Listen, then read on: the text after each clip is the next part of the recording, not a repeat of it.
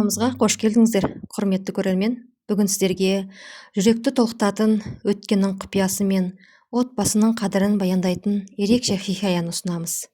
Жоғалған ағам 25 жылдан кейінгі есігімді қақты.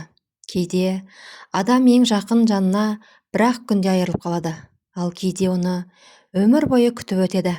Бірақ арада ширек ғасыр өткен соң, үміт үзілген сәтте есігің қағылса, сіз не істер едіңіз? Бұл оқиға дәл сондай тағдыр туралы. Әңгімені бастамас бұрын сіздерден кішкентай ғана өтініш. Егер осындай өмірден алынған әсерлі хикаяларды ұнатсаңыз, арнамызға тіркеліп, бейнежазбаға лайк басып, пікір қалдыруды ұмытпаңыздар.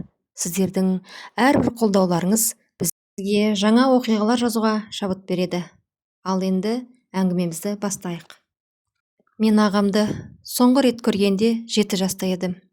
18-ге жаңа толған болатын. Сол күні үйден шығып кеткен күйі қайтып оралмады. Анам күн сайын ауылдың шетіне дейін барып, жолға қарайтын. Әкем болса үндемейтін. Бірақ түнде бәріміз ұйықтағанда, оның сыртқа шығып, жалғыз отырып жылайтын талай рет көргенмін. Жылдар өтті, полиция іздеді, туыстар іздеді, теледидарға да шықтық. Бірақ ешқандай хабар болмады. Уақыт өте берді, ол енді жоқ деген ойға көнді. Тек анам ғана үмітін үзген жоқ. Ол дастарханға әр мереке сайын бір табақ артық қоятын. Бәлкім бүгін келер дейтін. Біз үндемейтінбіз. Себебі анамыздың сол үмітін сындырғымыз келмейтін. Анам өмірден өткен күні оның жастығының астынан сарғайған бір суретпен бір ауыз жазу таптым. Ұлым, қайда жүрсең де, үйіңнің есігі саған әрқашан ашық. Бұл сөздер жүрегімді тіліп өтті. Күздің қара суығы ерте түскен күн еді. Жаңбыр тынбай себелеп тұр.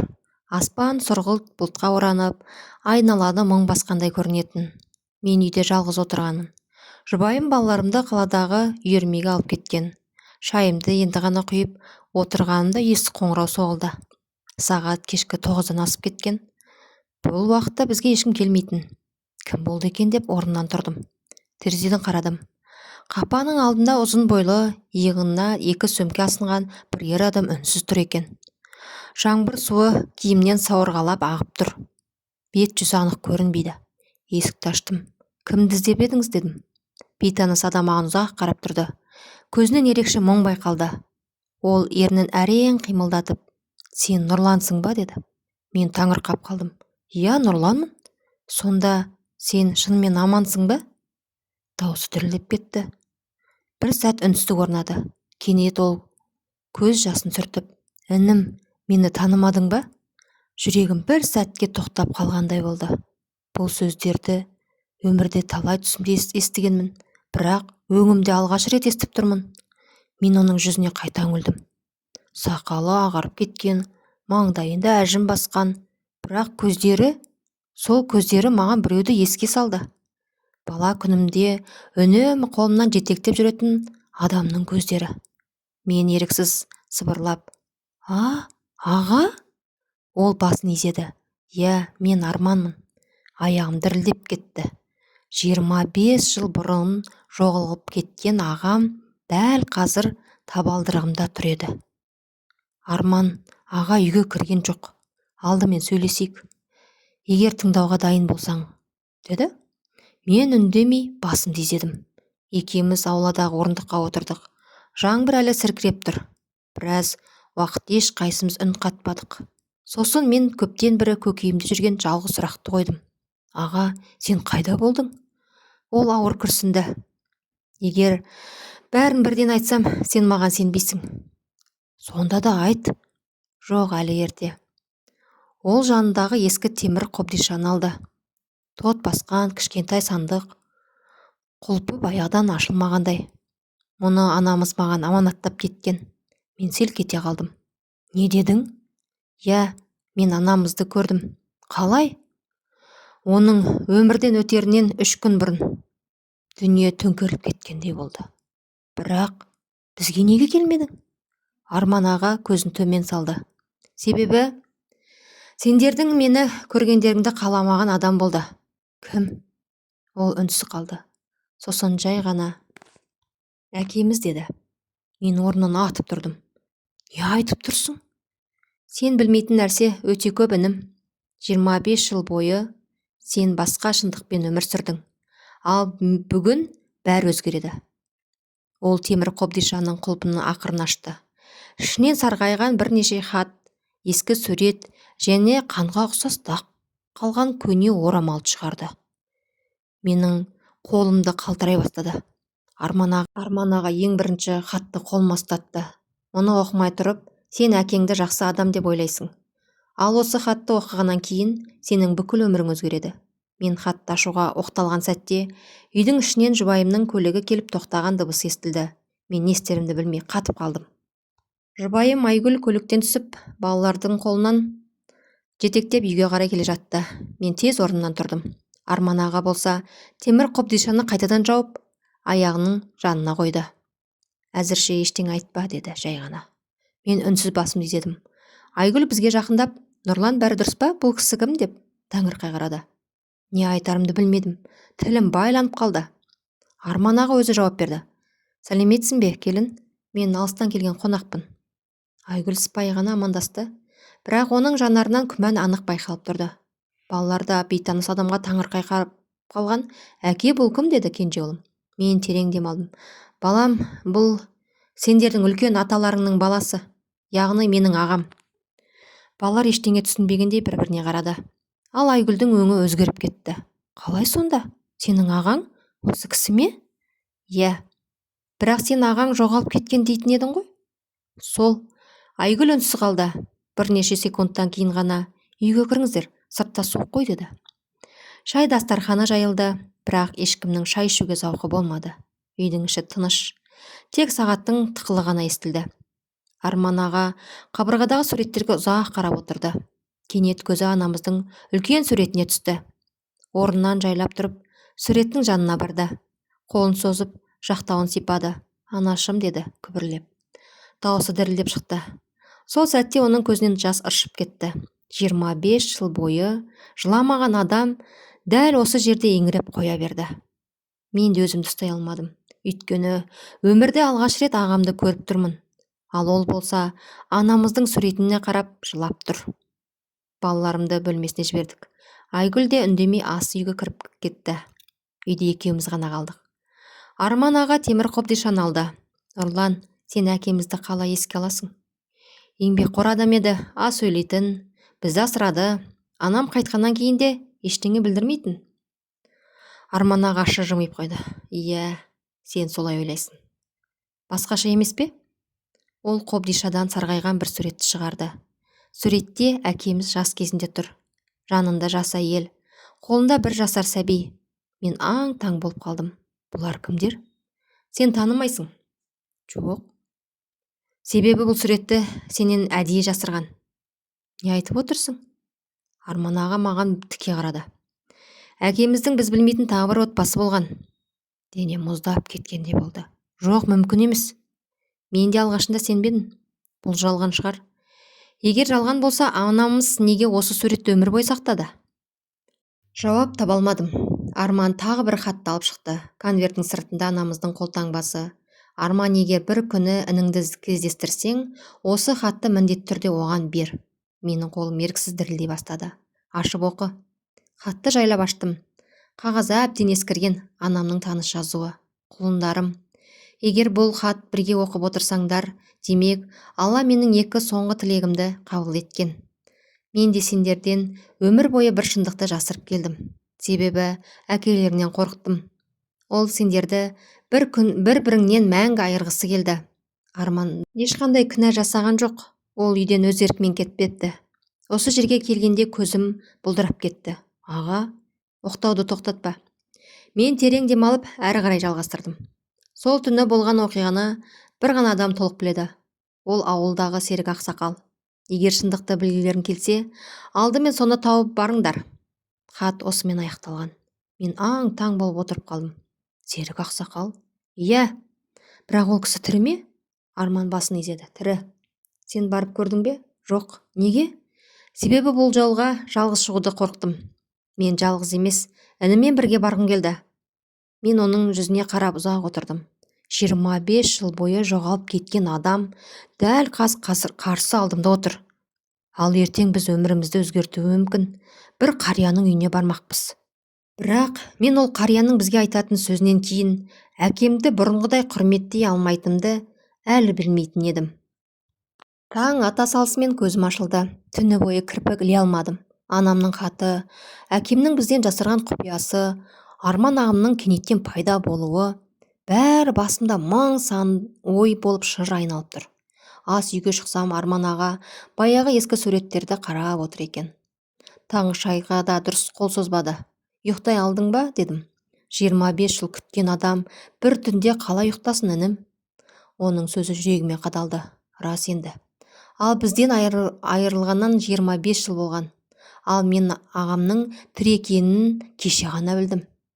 Айгүл біздің қайда баратынымызды сұрады. Мен бәрін айттым. Анамның хаты жайлы, Серік ақсақал жайлы жасырмадым. Айгүл біраз үнсіз отырды. Барыңдар, бірақ қандай шындық болса да сабыр сақтаңдар. Кейде адамның өткенін өзгерту мүмкін емес, бірақ болашағын өзгертуге болады деді. Оның осы сөзі мені сәл тыныштандырды. Біз туған ауылға түске таман жеттік. 25 жыл ауыл қатты өзгеріпті. Бала кезімізде асыр салып ойнаған көшелер тарылып қалғандай. Ескі дүкеннің орнына жаңа ғимарат салыныпты. Мектептің сырты жаңарып кеткен, бірақ бір нәрсе өзгермеген. Ауылдың иісі, жусанның иісі, сол баяғы. Арман аға көліктің терезесінен үнсіз қарап келеді. Кенет, анау тал әлі тұр екен деді. Мен қарадым. Өзеннің жағасындағы алып терек. Бала күнімізде әкеміз бізді сонда балық аулауға апаратын. Арман аға көзін тайдыра алмады. Сол күні де мен осы жерден өткенмін. Қай күні? Жоғалған күнім. Жүрегім шым ете қалды. Не болды сонда? Бәрін Серік ақсақал айтсын. Серік ақсақал ауылдың шетіндегі шағын үйде тұрады екен. Қақпасы ескі, ауласы тап-таза. Алмағаштардың көлеңкесінде 90-ға таяған қария орындықта жалғыз отыр екен. Бізді көргенде орнынан баяу көтерілді. Алғашында мені таныды. Нұрлан, әкеңнің кішісі. Иә ата. Бірақ оның көзі Арман ағаға түскенде қолындағы таяғы жерге түсіп кетті. Япырмай, Арман, сен тірісің бе? Қарияның даусы дірілдеп шықты. Арман аға үнсіз барып қарияның қолын алды. Ассалаумағалейкум ата. Серік ақсақалдың көзінен жас ыршып кетті. Кешір мені балам, кешір. Мен сол кезде үндемедім. Арман жай ғана. Сол үнсіздігіңіз үшін келдім. Бәрін айтуға. Қария бізді үйге шақырды. Үйдің төріне жайғасқан соң ұзақ уақыт ешкім сөйлемеді. Ақсақал пештің үстіндегі шайнекті алып, алдымызға шай қойды. Қолы қалтырап тұр. Мен осы күннің келетін білдім деді ақырын. Бірақ жетпей қаламын ба деп қорықтым. Арман аға сабырмен. Ата, сол түні не болды? Қария ауыр күрсінді. Сендердің әкелерің жақсы адам еді. Бірақ бір қатесі бүкіл өмірін күйретті. Мен орнымнан қозғалып кеттім. Қандай қате? Сабыр ет балам. Әңгіме сонау 25 жыл бұрын басталған. Сол кезде ауылға өте бай кәсіпкер келді. Оның жалғыз қызы болатын. Қызы Арманды ұнатып қалды. Бірақ Арманның жүрегі басқа адамда еді. Кімде деп сұрадым. Ауылдағы мұғалімнің қызы Айсәуледе. Арман аға басын төмен түсірді. Иә, мен Айсәулені сүйдім. Ал әлгі бай адамның қызы Арманнан айырылғысы келмеді. Серік ақсақал бір сәт үнсіз қалды. Сосын ең ауыр сөзін айтты. Сендердің әкелерің сол бай адамнан көп қарыз алған еді. Үйден тыныштық кетті. Не? Иә, егін шықпай, қалған жылдары қарызға батып кеткен. Үйді де, жерді де тартып алмақ болды. Сол кезде әлгі бай адам бір шарт қойған. Ұлың менің қызыма үйленсін. Сонда барлық қарызды кешіремін. Ал Арман ағаға қарадым. Ол үнсіз отырды. Демек, бұл әңгімені бұрыннан білетін сияқты. Бірақ сіздер қарсы болғансыздар ғой дедім. Арман аға ашы жымиып, мен бірден бас тарттым. Өйткені Айсәуледен басқа ешкімді сүймедім. Серік ақсақал көзін жұмып алды. Сол бас тарту бүкіл бәленің басы болды. Менің жүрегім тарс-тұрс соғып кетті. Сонда Арман аға жоғалған жоқ па? Ақсақал басын баяу шайқады. Жоқ балам, ол жоғалған жоқ. Оны біреулер алып кеткен. Бірақ Оны алып кеткен адамдар бөтен емес еді. Мен демімді ішке тартып қалдым. Кімдер? Серік ақсақалдың ері дірілдеп кетті. Сол адамдардың ішінде сендердің әкелерің де болған. Бұл сөзді естігенде мен тұрған орнымда қатып қалдым. Жоқ, бұл мүмкін емес. Бірақ ақсақалдың жүзінен өтірік айтып отырған адамның белгісі байқалмады. Ал Арман аға көзін жұмып үнсіз отыр еді. Демек, ол бұл шындықты әлде қаша білген. Серік ақсақалдың соңғы сөзі құлағымда жаңғырып тұрды. Сол адамдардың ішінде сендердің әкелерің де болған. Жүрегім мұздап кетті. Ата, не айтып отырсыз? Әкем ондай адам емес еді. Ол бізді жанындай жақсы көрді. Серік ақсақал көзіндегі жасты сүртіп алды. Мен де солай ойлайтын балам. Бірақ кейде адам жоқшылықтың кесірінен өмір бойы көтере алмайтын қателік жасайды. Мен орнынан атып тұрдым. Жоқ, бұған сенбеймін. Арман аға иығыма қолын қойды. Отыр Нұрлан. Бәрін соңына дейін тыңдайық. Мен амалсыз қайта оралдым. Ақсақал әңгімесін бастады. Ол кезде сен кішкентайсың. Анаң ауыр сырқаттанып жүрген. Үйде ақша жоқ. Әкелерің мойында қарыз көбейді. Банктен емес, әлгі бай кәсіпкерден. Оның аты Қайсар еді. Ауылдың жартысы соған қарыз болатын. Арман аға басын изеді. Иә, мен оны ұмытқан жоқпын. Ол адам ақша үшін бәріне баратын. Ақсақал сөзін жалғастырды. Қайсардың қызы Арманға ғашық болды. Бірақ Арман үзілді-кесілді қарсы болды. Сол кезде Қайсар әкелеріңе ұлың келсін, немесе қарызыңды ертең қайтарасың деді. Әкелерің қайтаруға шамасы жоқ еді. Мен әкемнің бейнесін көз алдыма елестеттім. Аз сөйлейтін, қатал, бірақ бізге ешқашан қол көтермеген, әр мейрам сайын бізге жаңа киім алып беруге тырысатын. Сол адам осындай іске бара ма? Ішімнен, жоқ, мүмкін емес, деп қайталай бердім. Сол түні не болды деп сұрадым. Ақсақал ауыр күрсінді. Кешке қарай әкелерің Арманды шақырып алды. Қалаға барып жұмыс тауып беремін деді. Арман аға сөзді өзі жалғады. Мен сендім, әкем ғой, не десе де сенетмін.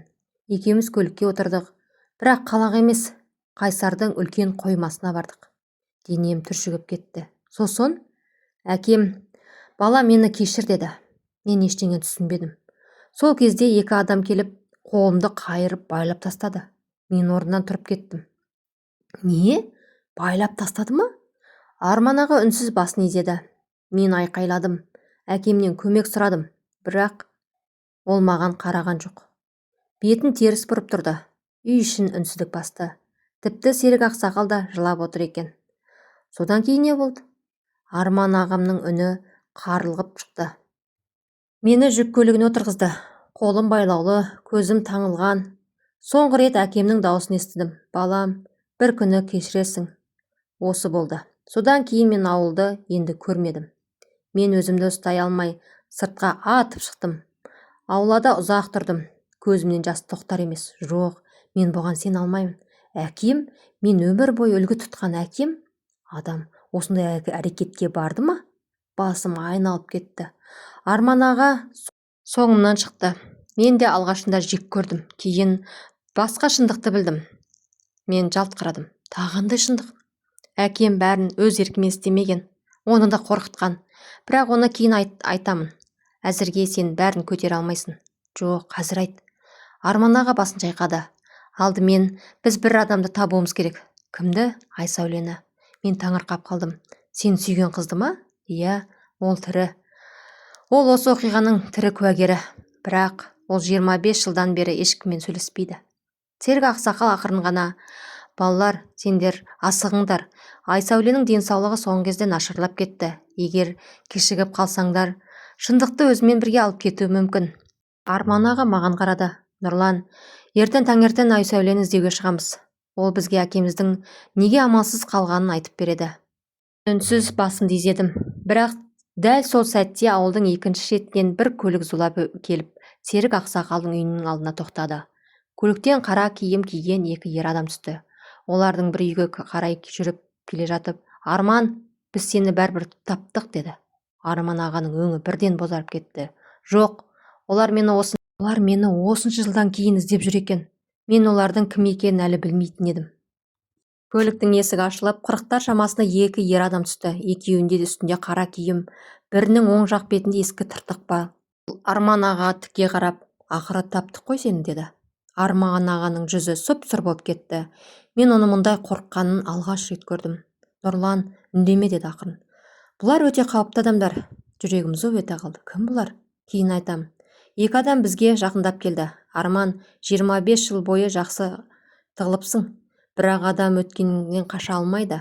Арман аға сабырлы қалпы танытқанмен оның қолынан дірілдеп тұрғанын байқап тұрдым. Мен сендерге ештеңе қарыз емеспін. Әлгі тыртықты адам күліп жіберді. Қарыз емессің бе? Сонда Қайсар ағаның дүниесін ұмытып кеттің бе? Бұл есімді естігенде Серік ақсақал орнынан атып тұрды. Сендер әлі сол адамның атын жамылып жүрсіңдер ме? Ұялмайсыңдар ма? Екінші жігіт мырс етіп күлді. Қария, бұл іске араласпа. Мен шыдай алмадым. Не керек сендерге? Тыртықты адам маған бұрылып қарады. Сен Нұрлан шығарсың? Иә, біз сені бұрын көрмеппіз. Бірақ сенің де бұл іске қатысың бар? Қандай іске? Ол қалтасынан ескі сарғайған қағазды шығарды. Сендерің әкелерің қолы қойылған келісімшарт. Мен аңырқап қалдым. Қандай келісімшарт? Арманды бізге тапсырған туралы. Жер төңкеріліп кеткендей болды. Өтірік. Әкем ондай қағазға ешқашан қол қоймайды. Сенбей тұрсың ба? Ол қағазды қолыма ұстатты. Төменгі жағында әкемнің қолы. Мен 1000 рет көрген қолтаңба. Қолымнан қағаз түсіп кетті. Арман аға қағазды көтеріп алды. Бір қарап шықты да басын шайқады. Бұл жалған. 2 ер адам бір-біріне қарап күлді. Жалған болса, неге мөрдеп бар? Арман аға қағазды қайтадан мұқият қарап шықты. Кенет оның көзі бір жерге қадалып тұрды. Түсіндім. Не түсіндің? Әкем бұл қағазға кейін қол қойған. Мен аң-таң болып қалдым. Қалай? Мына күнге қара. Мен қағаздағы датаны оқыдым. Арман аға жоғалған күннен тура 3 айдан кейін қойылған. Демек, мен алып кеткен кезде әкем ештеңеге қол қоймаған. Кейін мәжбүр болған. Тыртықты адам ашуланып кетті. Көп ақылды болма. Қалай болса да бізге керекті қарызды бер. Серік ақсақал ауыр күрсініп жалғастырды. Балалар, шындық сендер ойлағаннан да ауыр. Сендердің әкелерің ешқашан жаман адам болған жоқ. Бар болғаны тағдыр оны тығырыққа тіреді. Мен үнсіз тыңдап отырдым.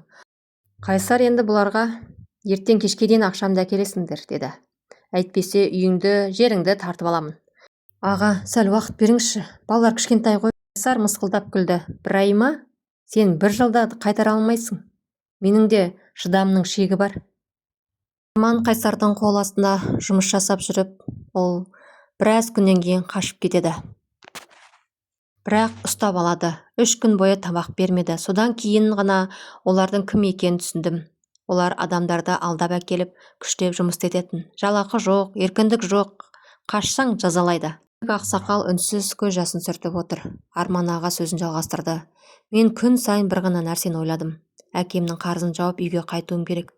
Бір уақыт өткен сайын жағдай қиындай берді. Олар маған, сен бізге көп ақша қарызсың дейтін. Жол ақысы, тамақ ақысы, құжат рәсімдеу ақысы, күн сайын жаңа қарыз шығарды. Мен қанша еңбек етсем де, қарызым азаймайтын. Сонда қалай қашып шықтың, деп сұрадым.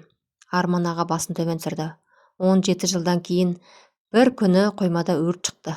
Сол аласапыранда бірнеше адаммен бірге қашып кеттік. Бірақ мен бостандыққа шықтым деп ойладым. Шын мәнінде мен әлі де олардың қолынан толық құтылмаған екенмін. Неге? Арман аға маған тіке қарады. Өйткені мен қашып кеткен адаммын. Олар мені әлі күнге дейін іздейді. Егер тауып алса, мені қайтадан сол жерге апарады. Неге полицияға бармадың? Құжатым жоқ еді. Атымды дәлелдейтін ештеме болған жоқ. Оның үстінде олар өте ықпалды адамдар болатын. Мен үнсіз қалдым. Ал үйге неге бірден келмедің? Арман аға көзін жұмды. Мен сендерді қауіпке тіккім келмеді. Егер олар менің ауылға келгенімді білсе, ауылда мені емес, сендерді қорқытады. Сондықтан осы уақытқа дейін сыртта бақылап жүрдім. Мен таңырқап кеттім. Сонда сен мені көріп жүрдің бе? Арман аға басын изеді. Иә, бірнеше рет көрдім. Сенің үйленгенді де көрдім, балаларыңды алыстан көрдім. Бірақ жаныңа келе алмадым. Себебі менің артымда аңдушылар еріп жүруі мүмкін еді. Менің көзіме еріксіз жас келді. 25 жыл бойы ағам тірі болған. Бірақ бізді қорғау үшін жақындай алмаған. Дәл түннің бір уағына дейін көз іле алмадым. Арман аға үнсіз ғана терезенің алдында отырды. Қолында ескі қара сөмке. Ол сөмкені ешкімге ұстатпайды. Мен ақырын шыдамай сұрадым: аға, ішінде не бар? Арман аға маған қарап жымиды: әкемнің аманаты. Мен 25 жыл бойы осы күн үшін өмір сүрдім. Бүгін бәрі аяқталу керек. Таң ата салысымен екеуміз көлікке отырдық. Баратын жеріміз Қайсардың үйі. Ауылдың шетіндегі ең үлкен 2 қабатты зәулім үй. Темір қақпасы сол бая қалпы. Арман аға үйге ұзақ қарап тұрды. 25 жыл. Мен осы табалдырықты қайта аттаймын деп ойламадым. Бірақ бүгін әкемнің алдындағы парызын өтеймін. Қақпаны күзетші ашты. Кім керек? Қайсар ағай. Арман келді. Күзетшінің өңі өзгеріп кетті. Қай Арман? 25 жыл бұрын кеткен Арман. Күзетші асығыс үйге кіріп кетті. 5 минуттан кейін сәнді киінген, шашын ақ кірген Қайсар сыртқа шықты. Арман ағаны көргенде көзі бақырайып кетті. Сен тірі екенсің ғой? Арман аға ештеңе демеді. Қолында қара сөмкені жерге қойып, сырмасын ашты. Іші ақшаға толы еді. Мынау әкемнің сізден алған қарызы. Өсімен қоса есептеп шығардым. 1 тиын кем емес. Санап алыңыз. Қайсар ақшаны да, Арманды да үнсіз қарап тұрды. Сосын мырс етіп күліп: сен әлі ештеңе түсінбепсің. Маған бұл ақшаның керегі жоқ. Мен таңырқап кеттім. Қалай сонда? Сіз ол ақшаны күтіп жүрген жоқ па едіңіз? Қайсар жайылып басын шайқады. Маған ақша емес, Арман керек. Арман ағамның жүзі суып кетті. Мен сен үшін 25 жыл ақша жұмсадым. Сен қашып кеттің. Мен шығынға баттым. Енді қайта ораласың. Сонда ғана есептең деседі. Мен ашуланып алға шықтым. Бұл қандай заң? Адамды зат сияқты сөйлеп тұрсыз. Қайсар маған суық көзбен қарады. Балақай, бұл іске араласпа. Арман аға қолмен мені тоқтатты. Нұрлан, сабыр сақта. Сосын Қайсар аға қарап нық дауыстап сөйледі. Мен енді бұрынғы Арман емеспін. Құлдыққа қайта бармаймын. Әкемнің қарызын өтедім. Енді біздің арамызда ешқандай есеп жоқ. Қайсардың жүзі бірден өзгерді. Ол қалтасынан телефон шығарып біреуге қоңырау шалды. Келіңдер, қонағымыз кеткісі келіп тұрған. Бір арада 1 минут өтпей жатып, қақпаның арғы жағына бірнеше қара көлік келіпті. Көліктен еңгезерде 6 жігіт түсті. Олар үн-түнсіз Арман ағаны қоршай бастады. Арман аға ақырын ғана маған бұрылып: Нұрлан, не болса да араласпа. Егер мен алып кетсе, сен бірден полицияға емес, мен айтқан адамға бар. Ол ғана бүкіл істі тоқтата алады. Мен ештеңе сұрап үлгермедім, өйткені әлгі жігіттердің бірі Арман ағаның иығынан ұстап үлгерген еді. Мен алға ұмтылдым. Қолдарыңды тигізбеңдер. Бір жігіт мені итеріп жіберді. Бұл сенің шаруаң емес. Арман аға сабырлы тұрды. Ол маған бұрылып: Нұрлан, ештеңе істеме. Мен айтқан адам келеді. Соған сен. Мен түсінбедім. Қандай адам? Арман аға жауап бермеді. Қайсар мысқылдап күлді. Арман, сен әлі біреуді сеніп жүрсің бе? Бұл жерге саған көмектесетін ешкім келмейді. Бүгін бәрі бітеді. 2 жігіт Арманның ағаның қолынан ұстай бергенде, қақпаның сыртында тежегіші ащы дауысы естілді. Артынша тағы 3 көлік кіріп келді. Барлығы қара түсті. Есіктер қатар ашылды. Ішінен іскер киінген бірнеше адам түсті. Олардың арасында жасы 60-тар шамасында еңселі кісі бар екен. Ол ешкімге қарамай тура Қайсардың алдына келді. Қайсар, әлі де сол әдетіңді танбапсың. Қайсардың өңі әп-сәтте өзгеріп кетті. Сіз мұнда қайдан жүрсіз? Бейтаныс кісі ғана Арман хабарласты. Сондықтан келдім. Арман аға басын төмен түсіріп терең дем алды. Оның жүзіне алғаш рет жеңілдік алғандай болды. Мен ештеңе түсінбей тұрмын. Бұл кім? Арман аға оны қайдан таниды? Әлгі кісі Арманға жақындап келіп: балам, енді ешкім сені күштеп ешқайда алып кетпейді. Уайымдама. Арман аға оның қолынан қысты. Рахмет, мен сізге сенген едім. Қайсар ашуланып кетті. Бұл менің жеке шаруам, араласпаңыз. Бейтаныс адам оған тіке қарап: жоқ Қайсар, бұл сенің жеке шаруаң емес. Адам тағдырмен ойнаған күнің бүгінге дейін жетті. Енді тоқтайтын уақытың болды. Қайсар үндей алмай қалды. Бірнеше секундтан кейін қолын бір сілтеді. Босатыңдар. Арманды ұстап тұрған жігіттер бірден кейінге шегінді. Бірақ олардың жүзінен қорқыныш байқалады. Менің таң қалғаным, жаңа келген адамның бір ауыз сөзінен кейін бәрі тоқтап қалды. Бейтаныс кісі Арманға қарап: үйіңе қайт. Қалғанын өзім шешемін. Арман аға басын изеді. Мен сізге қарыздармын. Жоқ, сен ешкімге қарыз емессің. Сен өз өмірің үшін жеткілікті азап шектің. Осыдан кейін ол кісі артына бұрылып, Қайсармен оңаша сөйлесу үшін үйдің ішіне кіріп кетті. Не сөйлескендер бізге естілмеді. Жарты сағаттай уақыт өтті. Ақыры әлгі кісі сыртқа шықты. Болды, бұл мәселе енді жабылды. Тек оның қалай шешілгенін, не айтылғанын ешкімге түсіндірмеді. Қайсар да үнсіз қалды. Бұрынғыдай айқайлаған жоқ, қорқытқан жоқ, тіпті Арманға қарауға батылы жетпеді. Көлікке отырған соң мен шыдай алмай сұрадым: аға, ол кісі кім? Арман аға терезеден сыртқа қарап үнсіз отырды. Біраздан кейін ғана: оның кім екенін әзірге айтпай-ақ қояйын. Бір күні бәрін білесің. Бүгін емес тек. Мен тағы сұрамақ едім. Арман аға сөзімді бөліп жіберді. Кейбір адамдардың жақсылығы жария болғанды ұнатпайды. Сол себепті бұл әңгіме осымен жабылсын. Мен үндемедім. Бірақ ішімде бір сұрақ мазалай берді. 25 жыл бойы құлдықтан қашып жүрген Арманға бір ауыз сөзбен көмектескен бұл жұмбақ адам кім еді? Бұл сұрақтың жауабын мен әлде қайда кейін ғана білетін едім. Қайсардың үйінен шыққан соң Арман ұзақ уақыт үнсіз отырды. Көліктің терезесінен туған ауылының қайта-қайта қарап келеді. 25 жыл бойы дәл осы күндерді армандаған еді. Бірақ жүрегінде бір ғана өкініш қалды. Нұрлан, әкем мен анамды бір рет болса да көре алмадым. Мен үнсіз ғана ағамның қолынан ұстадым. Олар сізді өмірлерінің соңына дейін күтті аға, әсіресе анамыз. Есіктің алдында қайта-қайта шығып, Арман бүгін келіп қалар деп үміттенетін. Арман ағамның көзінен жас парлап кетті. Мен де күнде қайтуды армандадым, бірақ қолымнан келмеді. Екеуміз алдымен ауыл шетіндегі зиратқа бардық. Арман аға анамыздың бейітінің басында тізерлей отырды. Қалтырап тұрған қолымен құлпытасты сипады. Анашым, кешірші, мен кешігіп қалдым. Ол балаша еңіреп жылады. Мен өмірімде ағамды дәл бұлай көрмеген едім. Содан кейін әкеміздің бейітіне бардық. Арман аға үнсіз Құран бағыштады. Біраздан кейін ғана: әке, сіздің қарызыңызды жабамын деп кеттім, бірақ қайтуымда 25 жыл кетіп қалды. Кешіріңізші. Жел баяу ғана есіп тұрды. Екеуміз де ұзақ үнсіз тұрдық. Бірнеше күннен кейін Арман аға: Нұрлан, мен саған бір адамды көрсеткім келеді деді. Ауылдың жаңа ғана шағын көшесіне бардық. Кішкентай ғана, бірақ өте жинақы үйдің алдына тоқтадық.